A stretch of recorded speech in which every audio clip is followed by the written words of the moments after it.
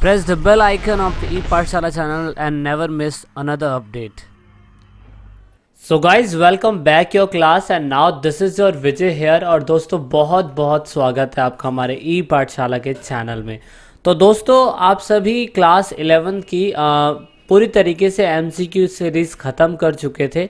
Constitutional as a living documents यानी कि जीवन संविधान एक जीवन दस्तावेज, इससे रिलेटेड आप इस वीडियो के अंदर मोस्ट इम्पॉर्टेंट MCQ क्वेश्चन के बाद टॉप इम्पॉर्टेंट क्वेश्चन करने जा रहे हैं जो पेपर के पॉइंट ऑफ व्यू से बहुत ही इम्पॉर्टेंट है और वो हम इसके अंदर कवर करेंगे।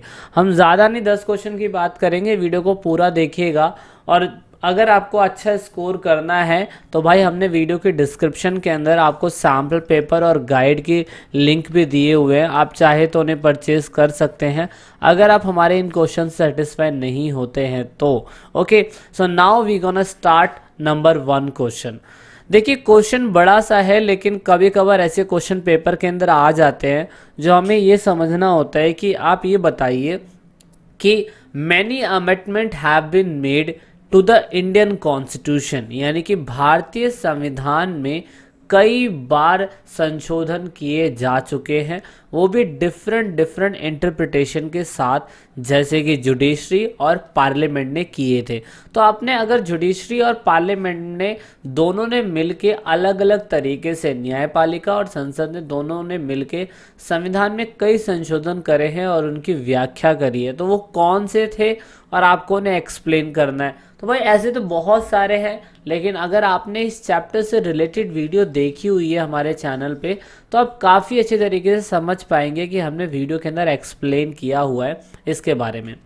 तो हम सबसे पहले ये देखने की कोशिश करेंगे 1951 में संशोधन किया गया था, पहला संशोधन किया गया था, यानी कि 1950 में तो हमने अपना संविधान लागू ही किया था और 1951 में सबसे पहला संशोधन हमने कर दिया। संशोधन में ये बात करी गई थी कि made change in the constitution due to some flow in the working of the constitution and those who were to be remedied. That means कुछ ऐसी चीज़ें थी जो संशोधन करने के बाद हटा दी गई थी 1951 में, जो नहीं होनी चाहिए थी। फिर उसके बाद हमने आर्टिकल 19 के अंदर right to freedom of speech and expression, इसमें हमने ये बोल दिया, बहुत सारी अदालतों ने ये बोल दिया कि कभी भी किसी भी व्यक्ति के खिलाफ आप right to speech and expression के खिलाफ आप एक्शन नहीं ले सकते हैं। लेकिन आजकल ऐसा ही हो रहा है। कहने का मतलब ये है कि अगर आप सरकार के खिलाफ कुछ बोलते हैं तो आपको एंटी नेशन यानी कि देशद्रोह बोल दिया जाता है, लेकिन सही मायने में आर्टिकल नंबर 19 का मतलब यही था जो कॉन्स्टिट्यूशन में बहुत पहले से ही बताया जा चुका था कि भाई किसी के साथ भी आर्टिकल नंबर 19 के तहत बोलने की आज़ादी और अपने विचारों को अभिव्यक्त करने की आज़ादी के तौर पे किसी भी व्यक्ति को जेल में बंद नहीं किया जाएगा। एक आर्टिकल हुआ था, एक संशोधन हुआ था 1971 में, जैसे 24 अमेंडमेंट कहा जाता है। इस अमेंडमेंट के तहत ये बोला गया था कि पार्लियामेंट के पास पावर नहीं होगी कि वो फंडामेंटल राइट्स को बदल सके, ठीक है ना। ये सबसे इम्पॉर्टेंट चीज़ थी। तो ये 3 ऐसे अमेंडमेंट थे जो इंडियन कॉन्स्टिट्यूशन में जुडिशरी और पार्लियामेंट दोनों के इंटरप्रिटेशन यानी कि सहयोग से बन पाए थे। तो इसीलिए क्वेश्चन नंबर 1 इंपॉर्टेंट है। नेक्स्ट क्वेश्चन की बात करते हैं, what is the main objective of the constitution as embedded in the preamble. तो ये बहुत बार पेपर के अंदर ये क्वेश्चन तो आया है, इसलिए इस क्वेश्चन को मैं वेरी इंपॉर्टेंट क्वेश्चन बोलूँगा। यानी कि भारतीय संविधान में प्रस्तावना के अंदर क्या क्या लिखा हुआ है, या प्रस्तावना में यानी कि प्रियम्बल में क्या क्या दर्शाया गया है। तो यही मेन ऑब्जेक्टिव, दैट मीन्स उद्देश्य। तो नॉर्मल से उद्देश्य है, ऑब्जेक्टिव सभी के लिए प्रियम्बल में ये बताया गया कि जस्टिस प्रमोट करना है, फ्रीडम है, इक्वालिटी सभी के लिए समान होनी चाहिए, सभी नागरिकों के लिए न्याय, स्वतंत्रता और साथ में समानता का भाव समान होना चाहिए। हमें सभी के बीच में फ्रेटर्निटी को मेंटेन करना है, प्रमोट करना है और यूनिटी और इंटीग्रिटी नेशन को बनाए रखना है। भाईचारा और राष्ट्र की एकता और अखंडता को बनाए रखना है। हमें जो फ्रेटर्निटी है और साथ में डिग्निटी, फ्रेटर्निटी तो बनाए ही रखना है, लेकिन दूसरा है डिग्निटी, किसी भी व्यक्ति की गरिमा को और नेशन की एकता को बनाए रखने का आश्वासन होना चाहिए। प्रेम्बल पूरी तरीके से ये डिक्लेयर करने की कोशिश करती है कि भारत सोवरेन है, सोशलिस्ट है, सेकुलर है, डेमोक्रेटेड एंड रिपब्लिक है। तो दोस्तों ये शब्द जो है ना, मैंने MCQ इम्पॉर्टेंट क्वेश्चन और साथ में वीडियो में बहुत ही डीपली और अच्छी तरीके से एक्सप्लेन किया हुआ है। आप चाहे तो वो जाके वीडियो देख सकते हैं। भारत की प्रेम्बल में बहुत आसानी से ये बताया हुआ है कि भारत एक संप्रभुत्व समाजवादी धर्मनिरपेक्ष लोकतांत्रिक गणराज्य है। कहने का मतलब इसके हर वर्ड के अंदर मीनिंग छुपी हुई है और वो हमने अपने संविधान के अंदर एक्सप्लेन करा हुआ है अच्छे तरीके से। तो ये क्वेश्चन नंबर 2 था। अब बात कर लेते हैं क्वेश्चन नंबर 3 की। ये क्वेश्चन ऑप्शन में आता है, आपको बताना है कि देखिए हमने तो 1950 के अंदर जाके अपने कॉन्स्टिट्यूशन को बनाया और देश को डेमोक्रेटेड बनाया और साथ में हमने उसे रिपब्लिक भी कर दिया, लेकिन फ्रांस एक ऐसी कंट्री है जिसका कॉन्स्टिट्यूशनल डेवलपमेंट बहुत अलग और अनोखा रहा है। तो उसके बारे में बताना है आपको। तो देखिए फ्रांस जो था कंटिन्यूसली कॉन्स्टिट्यूशनल था, लेकिन रेवोल्यूशन जब नेपोलिक, जिसे आप नेपोलियन बोलते हैं, उसकी अवधि के दौरान पे काफ़ी ज़्यादा बदलाव देखने को मिला था। कहने का मतलब फ्रांस के अंदर 1989 के अंदर क्रांति तो हो गई थी, लेकिन जब नेपोलियन बोनापार्ट आया तो उसने पूरी तरीके से ये बोल दिया कि मैं राजा तो रहूँगा पर मैं संविधान को मानूंगा। इसीलिए सबसे पहला फ्रांस रिपब्लिक जब हुआ था वो 1793 के अंदर हो गया था।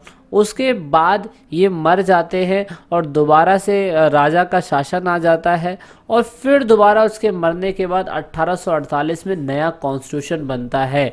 नए कॉन्स्टिट्यूशन बनने के बाद फिर तीसरी बार कॉन्स्टिट्यूशन बनता है और फिर चौथी बार और फिर 5वीं बार जाके कॉन्स्टिट्यूशन बन पाता है।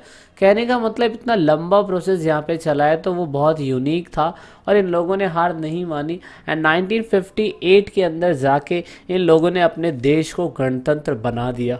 तो ये स्टोरी बहुत ही इम्पॉर्टेंट है, तो आप इसे ज़रूर याद रखिएगा। So this is question number 3। अब बात करते हैं क्वेश्चन नंबर 4 की।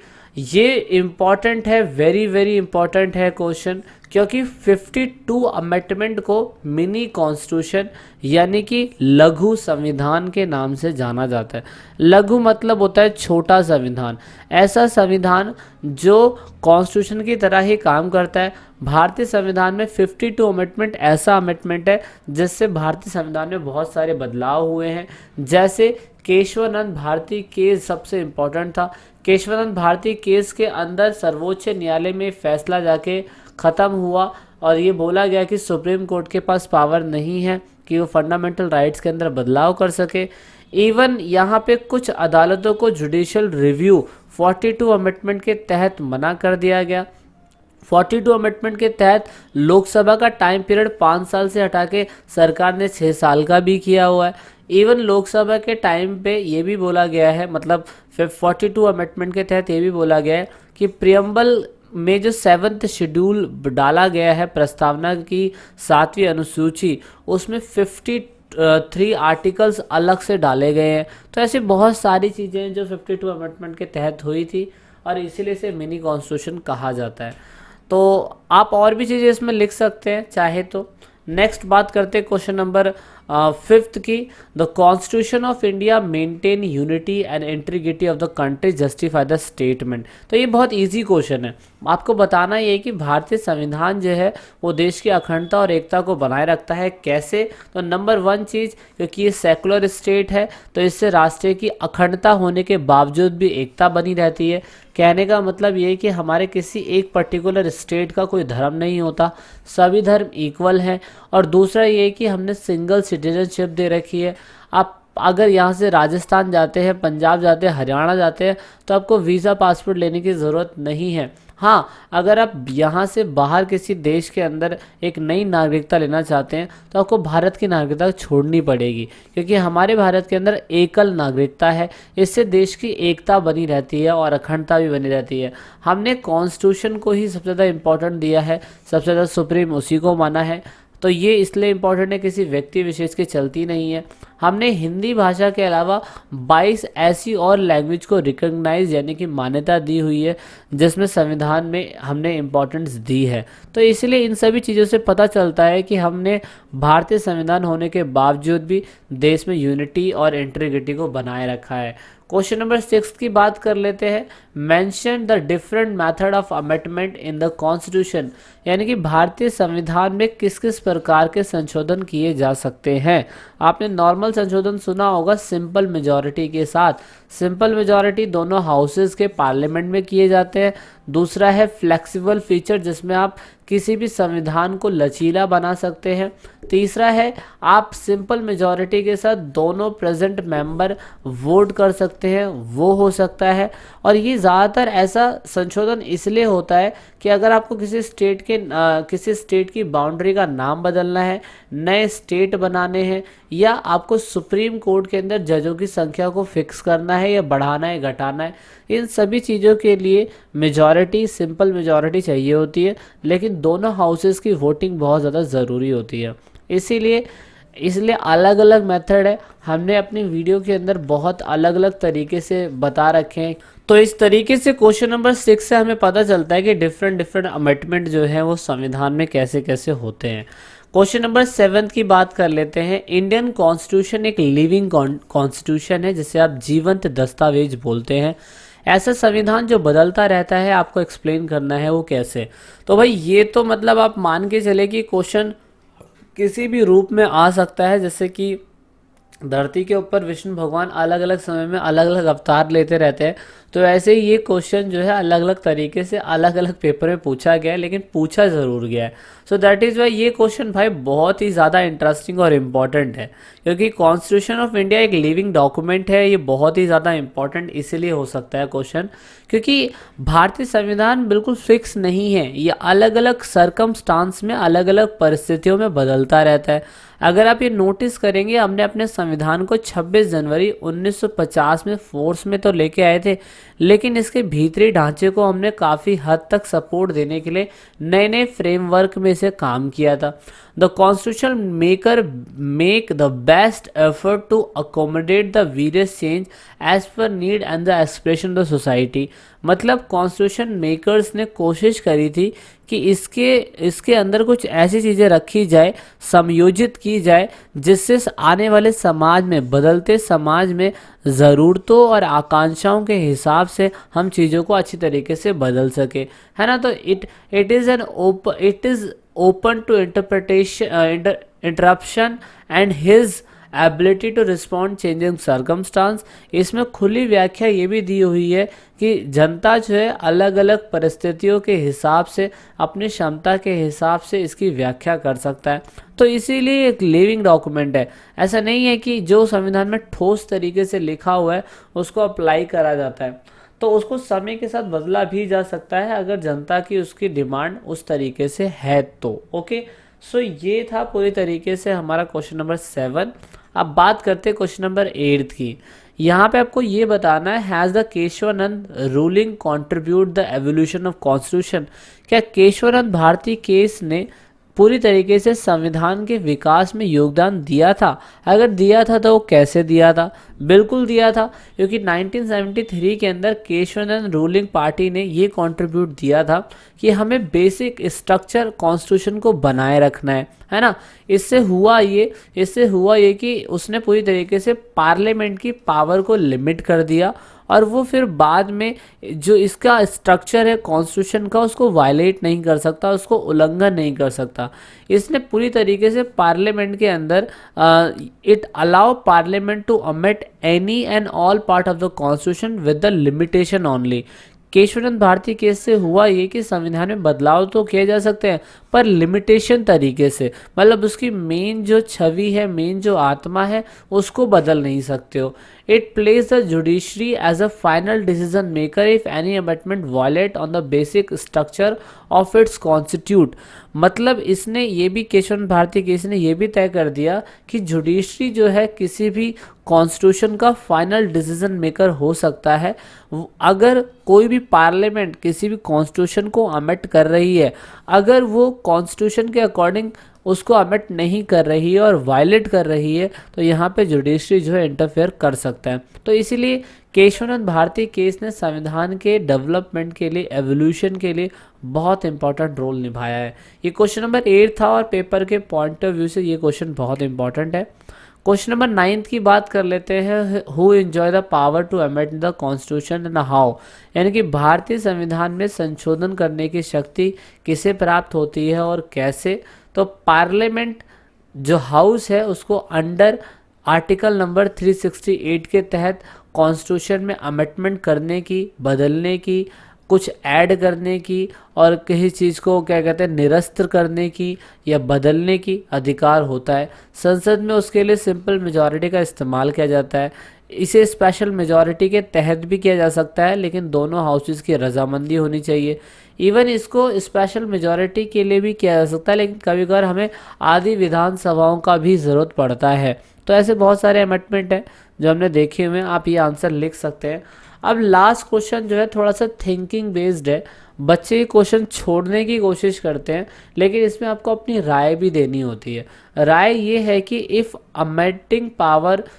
अमेंडमेंट पावर जो है, जो किसी भी कॉन्स्टिट्यूशन को अमेंडमेंट करने वाली है, वो इलेक्टेड रिप्रेजेंटेटिव के द्वारा ही होती है, यानी कि लोकसभा प्लस राज्यसभा के द्वारा ही किसी भी चीज़ को परिवर्तित किया जा सकता है या संशोधित किया जा सकता है। Judiciary should not have the power to decide the validity of the amendment. और क्या ऐसा होना चाहिए कि जुडिशरी के पास संशोधन करने की वैधता, दैट मीन्स वैलिडिटी जो होती है, उसकी करने के अधिकार नहीं होनी चाहिए। तो क्या आप इससे सहमत है कि ऐसा नहीं होना चाहिए? बिल्कुल ऐसा नहीं होना चाहिए। I don't agree with the view, because अभी अपने रिसेंटली देखा केशवनंद भारती केस वाले के अंदर, इवन ऐसे बहुत सारे केसेस है 1970 से 80 के बीच में ऐसे अमेंडमेंट हुए थे जिसने पॉलिटिकल कंट्रोवर्सी कर दी थी, और सिर्फ जुडिशरी के इंटरफेरेंस की वजह से इस समस्या को टैकल किया जा सकता था। 1971 से लेकर 76 में जिस समय देश के अंदर सबसे बड़ा दौर चल रहा था रूलिंग पार्टियों का, तो उस समय पे 52 अमेंडमेंट के तहत ऐसे बहुत सारे क्या कहते हैं संशोधन किए गए जो पूरी तरीके से संविधान के सबवर्ड थी, दैट मीन्स उसके मेन मुद्दे की तरफ थी नहीं। तो वहाँ पे भी जुडिशरी ने ही इंटरफेरेंस करके इसको ठीक किया था। कॉन्स्टिट्यूशनल लीगल इश्यू को पूरी तरीके से ठीक तो मतलब कॉन्स्टिट्यूशनल जो है, अगर कोई भी बदलाव करता है पार्लियामेंट, वो कॉन्स्टिट्यूशन के अकॉर्डिंग तो कर सकता है, लेकिन आखिरी जो पावर होनी चाहिए वो जुडिशरी के पास ही होनी चाहिए, क्योंकि उससे जुडिशरी को जनता को इंसाफ देना होता है। अगर कोई लॉ बन गया और उससे जनता को इंसाफ नहीं मिल पा रहा है, तो भाई जुडिशरी के पास पावर होनी चाहिए कि इसको बदला जा सके। सो इसीलिए यहाँ पे जो इलेक्टेड रिप्रेजेंटेटिव है लोकसभा राज्यसभा के लोग, उनको पावर तो होनी चाहिए कि अमेंडमेंट करने की, लेकिन जुडिशरी के पास उसकी वैलिडिटी को तय करने का तरीका होना चाहिए। इसलिए क्वेश्चन इंपॉर्टेंट है और आप ये लाइनें देख सकते हो, ये लाइनें आप पेपर के अंदर ज़रूर लिखिएगा। And this is the 10 question of this chapter. अगर आप हमारे चैनल पे नए हैं तो सब्सक्राइब ज़रूर करिएगा। And this is in this video and let's meet in another part of the video. तो लास्ट में दोस्तों, अगर आप वीडियो को देख रहे हैं और ई पाठशाला चैनल के आप सब्सक्राइबर हैं या नए सब्सक्राइबर हैं, तो ईट पाठशाला की टीम से आप सभी को यही रिक्वेस्ट है कि आप इन सभी वीडियो को अपने दोस्तों के साथ शेयर ज़रूर करें और कोशिश करें कि आप दूसरों को शेयर करवाने के लिए बोलें, क्योंकि आप जितना वीडियो को शेयर करेंगे उतना ही हम और लोगों की मदद कर पाएंगे, क्योंकि पढ़ेगा इंडिया जब भी बढ़ेगा इंडिया। तो वीडियो के लास्ट में वीडियो को एंड तक देखने के लिए, चैनल को सपोर्ट करने के लिए बहुत बहुत धन्यवाद। जय हिंद, जय भारत।